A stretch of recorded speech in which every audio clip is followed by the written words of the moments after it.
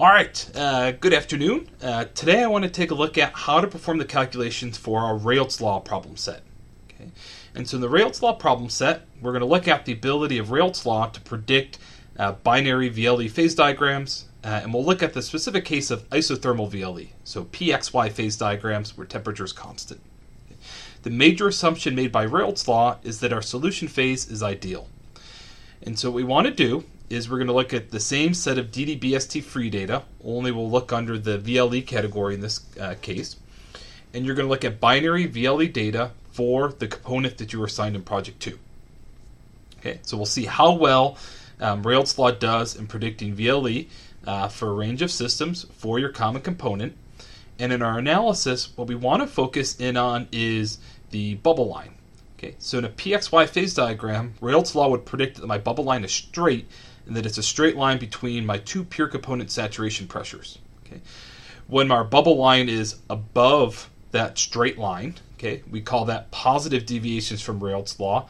That corresponds to unfavorable cross interactions. Okay, so essentially we would have, a system in which the bubble pressure is actually greater than that of an ideal solution. Okay, so unfavorable interactions. If I have, if my actual bubble line is below that predicted via Raoults Law, we call that negative deviations from Raoults Law. That results from favorable cross interactions. So I have a bubble point pressure, or an actual bubble point pressure of the mixture, less than that of an ideal solution, so less than that predicted via Raoults Law. Okay, and so we'll come back to this once we've talked about non-ideal solutions in the next chapter and look at correcting for this non-ideality.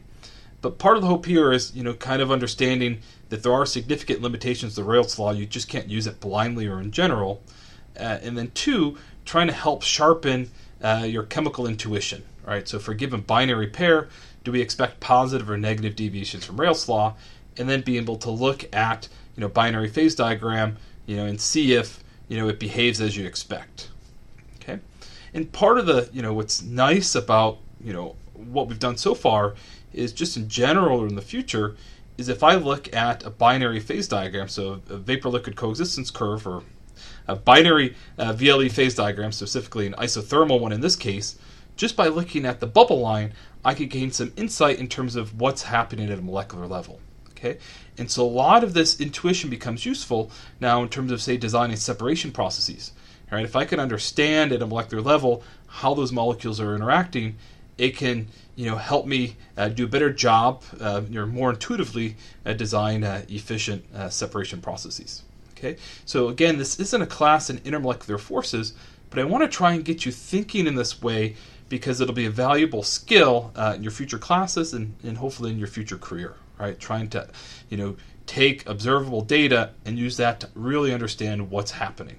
Okay, and so we'll go through a couple of examples. The calculations are rather quick, and we'll, discuss, a couple of the diagrams that we look at. Okay, and so if I close this, okay, right now I'm in our team drive. Right, so our, CPB 412, 512, Spring 2019 team drive. Right, so far we've had Project 1 and Project 2. I've created a new folder for Raoults Law problem set. Okay, and so if I click on that, inside, okay, we'll find two sheets and an example folder. Okay, so I'm going to open up first. The first sheet is system assignments. This is literally just a copy from Project 2, right? And so all of you have just been assigned a component. All right, a component as DDBST uses to classify their data. Okay, and we'll look at the DDBST free data. And then, again, each of you have been, assigned one of those components. You'll look at, data under that header in the database. And the second thing I'd like to show you is this parameters for pure component properties. Okay. All right, and so what I have compiled here is for all of those components, okay, besides CAS and molecular weight, Antoine coefficients. So Antoine coefficients A, B, and C, along with the temperature range. Okay, and all of this data is also just copied from DDBST. Okay, but take note of the temperature range. There's some compounds like acetonitrile where there's two set of parameters where each has a different range of applicability.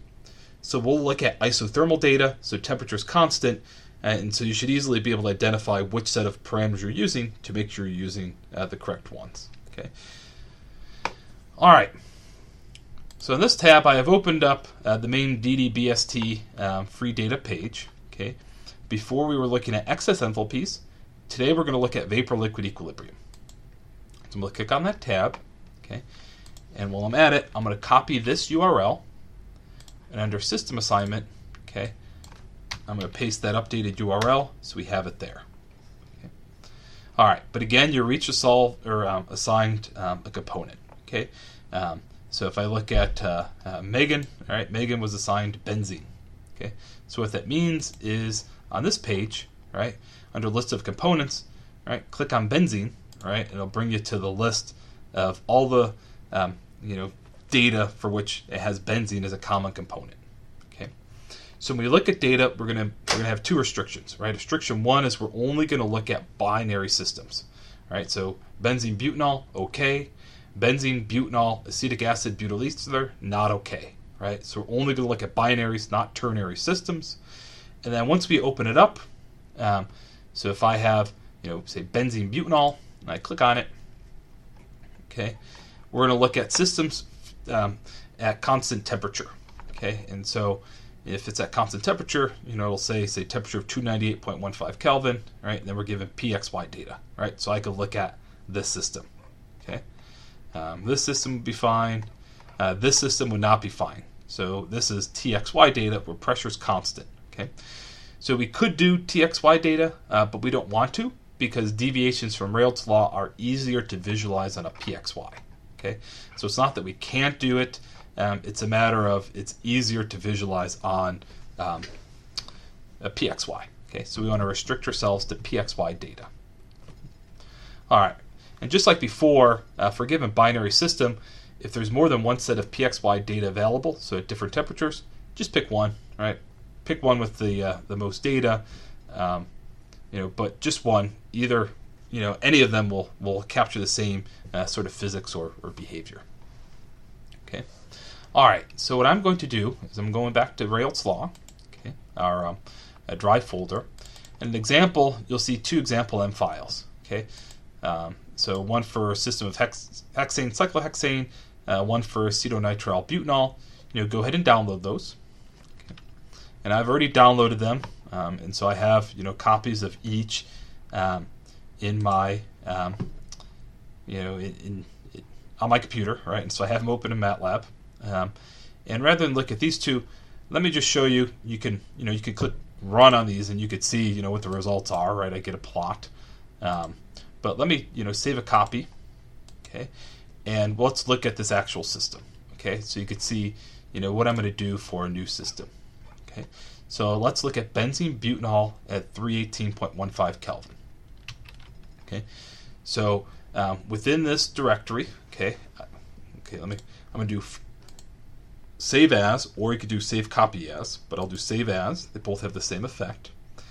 And I'm going to call this benzene butanol. Okay, and so at the top of the file, I'm going to update the name of my function be benzene butanol, okay, and then in terms of little things, okay, this is benzene butanol at 318.15 Kelvin, so my temperature's 318.15 Kelvin,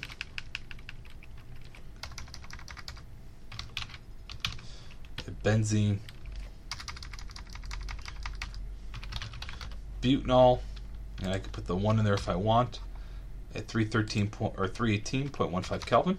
Okay, so this is just going to be when it generates the plot. Will be the title on the plot or on the graph. Okay, we can update the fig name. So this will just be the PNG file that it saves, the name of the actual file. We're going to have a lot of these in a directory, so we'll just give it a unique name. Say benzene butanol. Okay. All right. So we've taken care of updating names. Okay, and temperature. But then in terms of making Raoults Law predictions, what I need are Antoine parameters, right, or Antoine constants for component 1 benzene and component 2 butanol, and then reference VLE data to compare to. Okay, so while we have DDBST open, okay, first thing I'm going to do is copy this URL up here, okay, serve as my diary if I want to go back and look up where I took the data from. Okay. And then it's set up that in terms of importing the reference data, I'm just going to highlight and copy. Then if I come over here, I'm going to delete what's there, and I'm going to paste. Okay.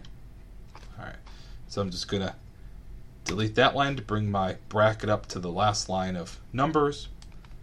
And I could leave it as is, but I'm going to highlight everything and tab it in just so it looks a little pretty.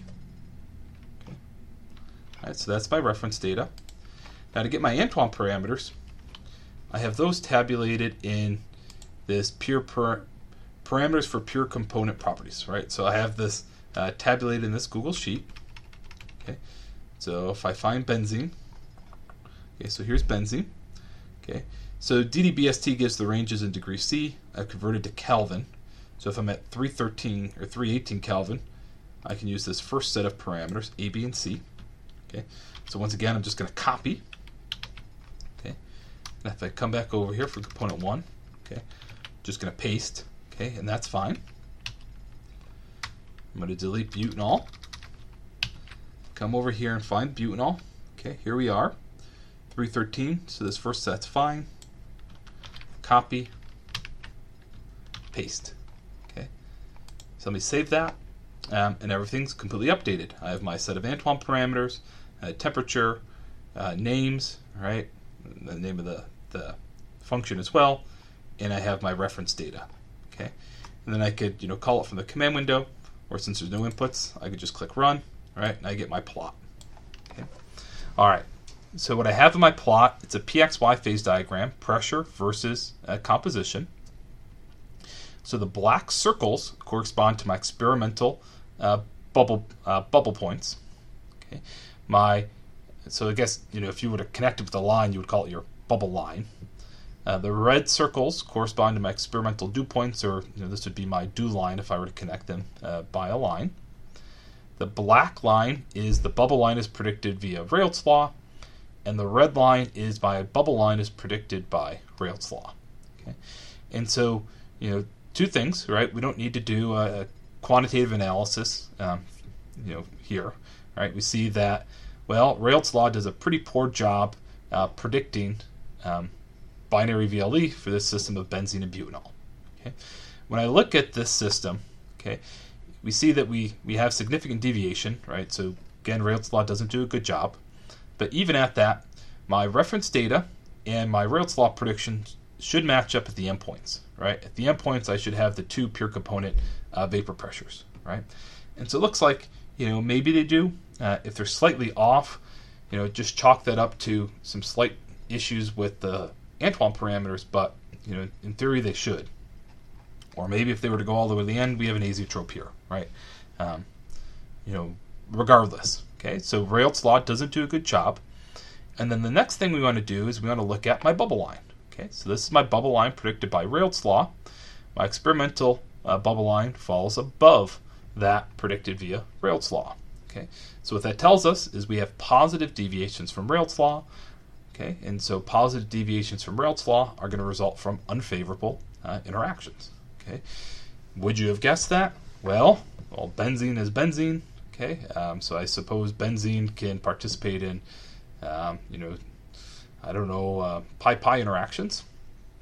Butanol can both donate and accept hydrogen bonds.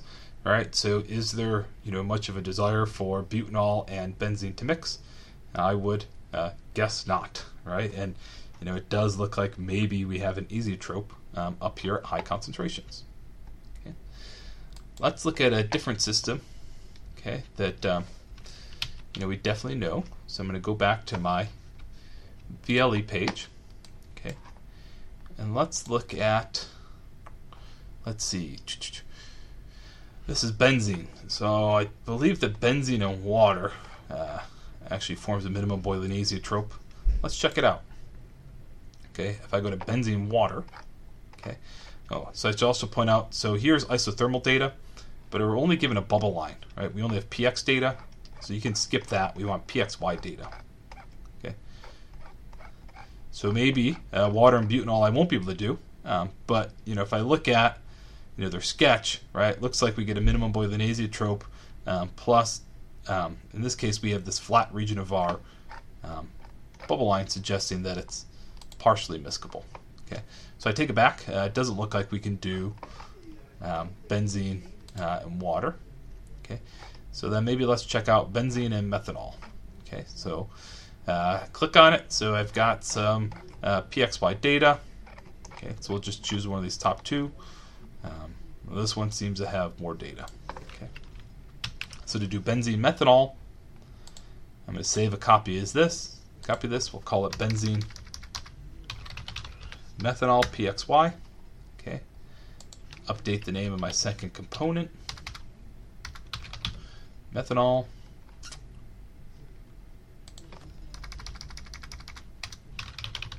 Methanol.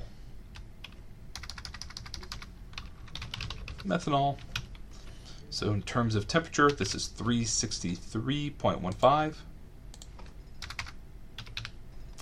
363. 363.15. Okay, I can copy in this reference data.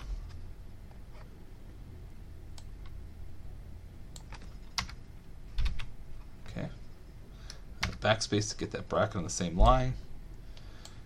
Tab it in to make it look pretty. Okay, so that's good. Just saved it.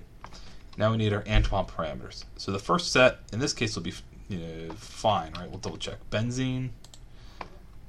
Benzene, actually, we need the second set of Antoine parameters, all right? Because we're now in the second temperature range. So go for benzene's component 1. Benzene. Okay, methanol, we're at 363.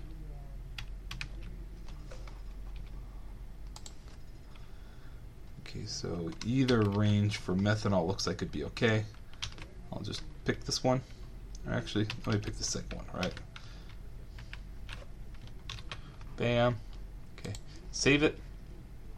Now we're ready to run. Okay. Whoa, so benzene and methanol. Alright, so something is fishy. Looks like maybe I've mixed things up here. Let's make sure they have the data ordered in the same way. Okay, so take a look at the mistake that good old Dr. Plooch just made. All right, so if I run this, okay, it said at the very least the endpoints should match up. Okay, and so looks like we have a P1 sat less than P2 sat, just like we should have when plotted with respect to the most volatile component. Okay, my Raoults Law predictions are the opposite. Okay, and so if I go back and look at what I did, methanol's component 1 and benzene's component 2. Okay, so what I need to do is flip things around. Okay, so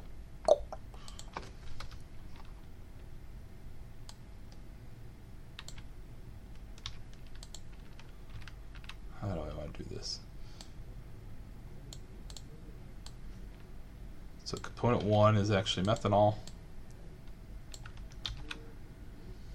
Component 2 is benzene. So that's good. I just need to update the names. So this is actually, you should call it methanol benzene. Okay, so I'm going to delete. Well, actually, the name can stay the same, but component 1 is methanol. Component 2 is benzene. Okay, so I flipped the Antoine parameters and then just updated the name on the title of my plot to keep track of what component 1 and component 2 are. Okay, in terms of the name, that doesn't matter, and keeping benzene first is kind of nice because that's my common component. Okay. So if I try running again, all right, well, what do we get? All right, so endpoints should match up. Right, there is an experimental data at the endpoints. Black again is my experimental bubble line. Red is my experimental dew line. So for methanol benzene, we actually find that we have a system with a minimum boiling azeotrope. Right, the vapor pressure at the azeotropic composition is greater than either pure component. And so, as we talked about with azeotropes, if I have a minimum boiling azeotrope, I have a mixture that's easier to boil than either pure component, right? Unfavorable cross interactions. And so if I just look at my experimental bubble line compared to my bubble line predicted by Raoults Law, we see that there are significant positive deviations from Raoults Law resulting from unfavorable interactions, right? And so as compared to butanol, right, I expect benzene to be, to hydrogen bond with itself much more strongly than butanol does with itself. Why? Because methanol is CH3OH. Well, butanol is CH3, CH2, CH2, CH2OH, right? Has that longer alkyl tail. Okay, and so methanol would much rather interact with itself than with benzene, resulting in these positive deviations from Raoults Law. Okay, and if you want to look at different scenarios, okay, in the case of benzene, we could look at, say, benzene with toluene, or I know we have the xylenes down there. Don't see toluene, but we can do, let's try benzene with M-xylene.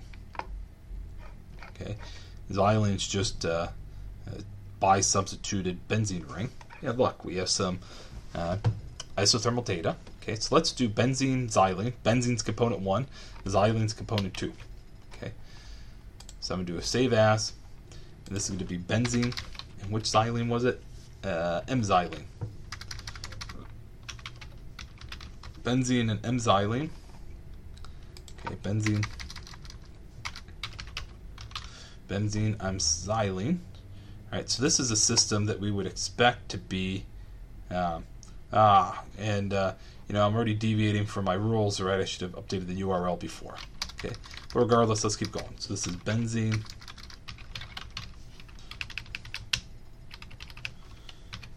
M-xylene, benzene,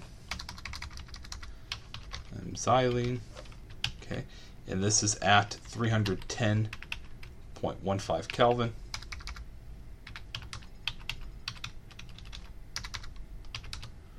Bam, okay. I'm going to update the URL for my reference data, okay, for benzene, xylene. Right, serve as my little diary entry. I need to copy my PXY data. So I'm just going to highlight all of that, copy, delete what's currently there, and paste. Okay. This time I don't need to have a backspace to get the bracket up on the same line as the last numerical entry. Okay, I'll tab it in. Okay. Like these vapor pressures are pretty low. These are in kilopascals. Right, so atmospheric's 101, so these are all less than atmospheric, low pressures. Okay. So now 310, I need Antoine parameters for benzene and p-xylene. Okay. So benzene, now I can go back to that first set of Antoine parameters. So I copy A and B.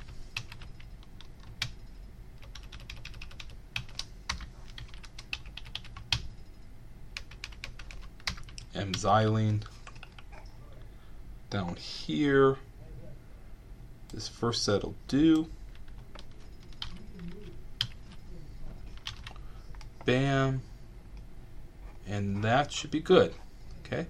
So now before I even plot this, okay, in case you don't know what M-xylene looks like, just go to Wikipedia. Right.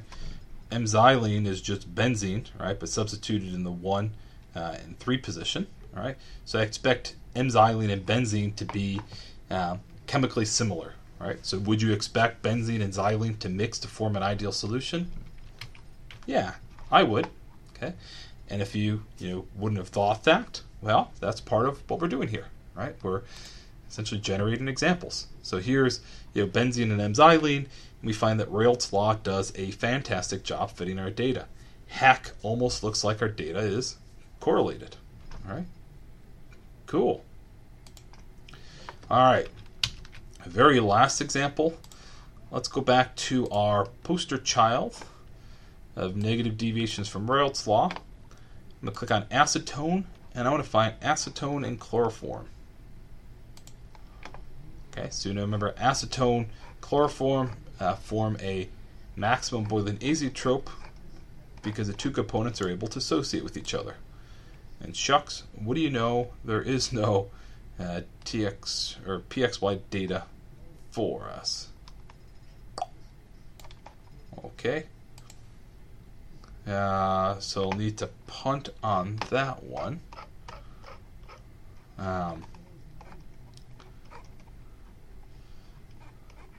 What else could we potentially look at? So if I look at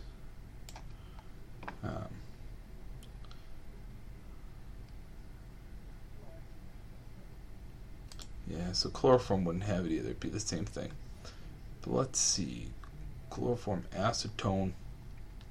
We could just try and look at chloroform with something like acetonitrile.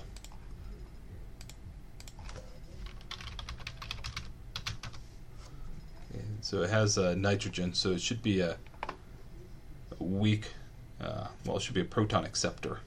Okay. Alright, so let's see if they have PXY data for us. Let's see if we're so lucky. Hey, alright, so we can do acetonitrile and chloroform. So chloroform's component 1, acetonitrile's component 2. Okay. So let me do a save as. And we'll save this as chloroform.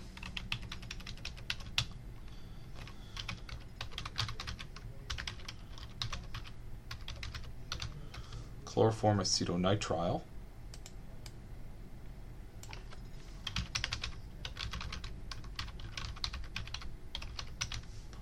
Chloroform acetonitrile. Got it.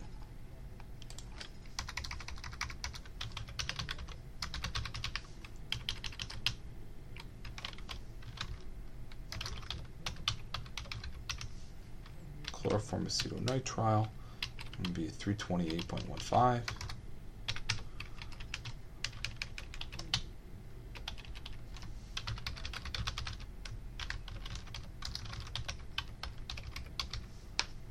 Acetonitrile.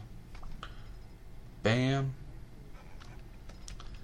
Okay, get the URL for my reference data. Bam. Okay, copy my reference data. Bam.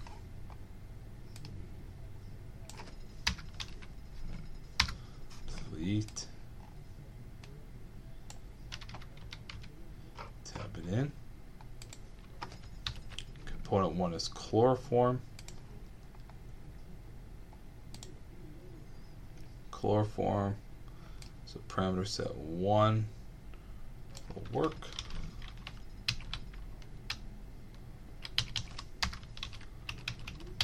Acetonitrile is component 2. Where are you? Acetonitrile. Very top. First set will work. Oops. Gotta get my cursor in the right spot. Paste. Save. And run. Okay. Something has to be off here because the endpoints don't even match up. Okay.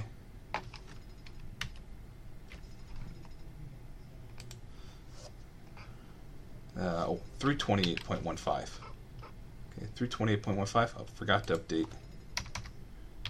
328.15. Okay. So if I run, okay, that's better. Okay. And so what it actually looks like is your endpoint up here looks like it should match up. Down here it should match up.